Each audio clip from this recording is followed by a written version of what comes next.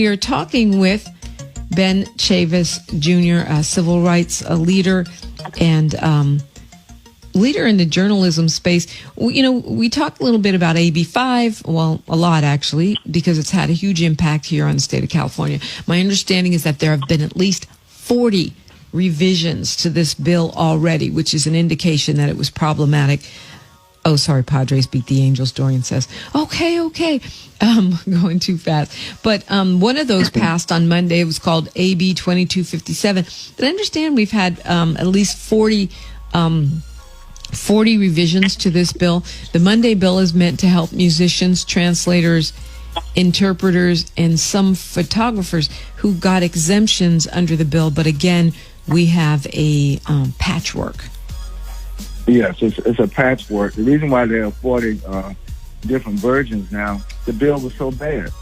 That really the solution to this bad bill, which is Assembly Bill 5, is to vote in the affirmative for Proposition 22.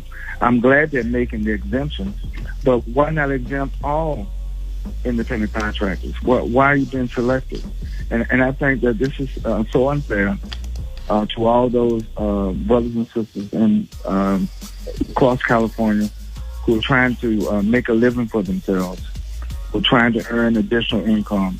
Why would any state deny people an opportunity to improve their quality of life by working? Not by going out breaking the law, not by going out stealing something, not by going out trying to trick somebody, but being gainfully employed. Gainful working, I should say. Gainful working. And working for yourself. You know what the best form of employment is, Dominique? Being born rich like our president? Oh, Lord have mercy. That's a whole other thing. But look, I want people, I just want to thank you, what you're doing at KJLH and my good friend Stevie Wonder and all of those. You're doing a great job. I think this whole hour is going by so quick. And I just hope people will know that we should support Black Lives Matter movement, support the Civil Rights Movement, support diversity and inclusion. We are in favor of Proposition 22, and we are opposed to them. We refuse to be served in a Woolworth store, and then they tell us we couldn't eat in the store. So, but all these discriminatory practices need to be challenged. And the struggle continues. There's a whole, I'm glad you teaching everybody from Swahili, but there's a term from African liberation that said, "Aluta continua." That means the struggle continues, Dominique. Aluta continua. Aluta continua. Well, you talk about growing up in the movement. My own dad, Mary Baraka, and my mom, Diane DiPrima, both activists. So I grew up around, protests and boycotts and all of the things.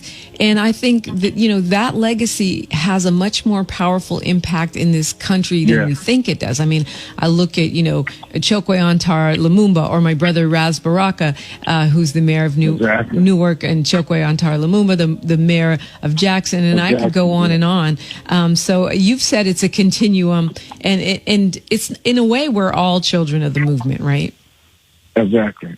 And when we see this new generation coming up, we should be supportive, encouraging. I think the worst thing in the world is to discourage young people who have a bright-eyed attitude, who encourage.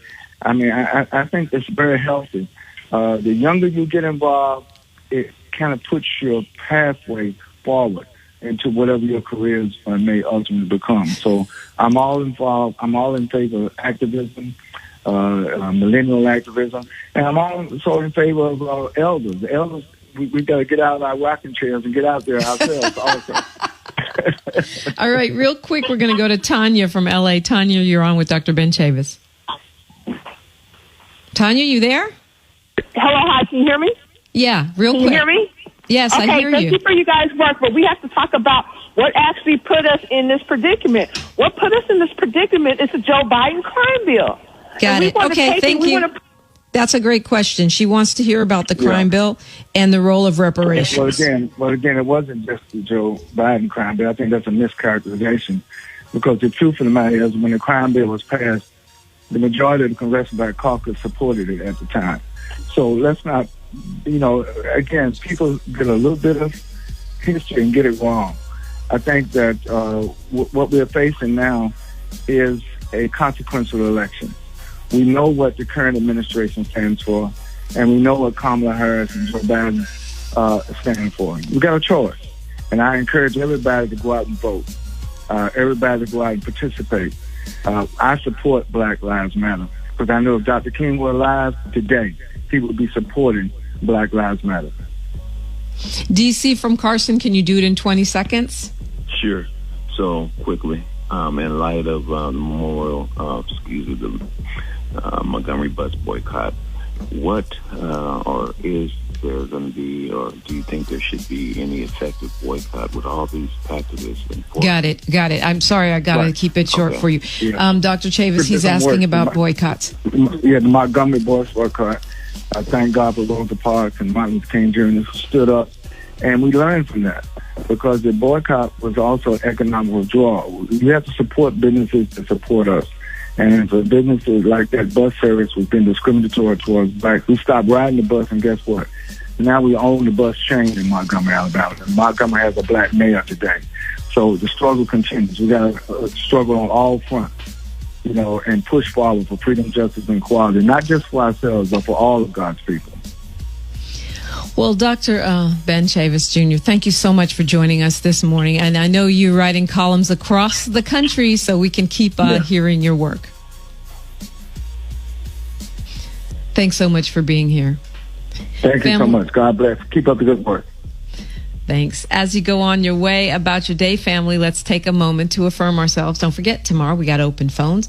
Let's take that deep breath in and let us release. Today, let me remember in a phrase that we just talked about, we just learned with Dr. Chavis, la luta continua. The struggle continues. Until next time, Radio Free Family, one love.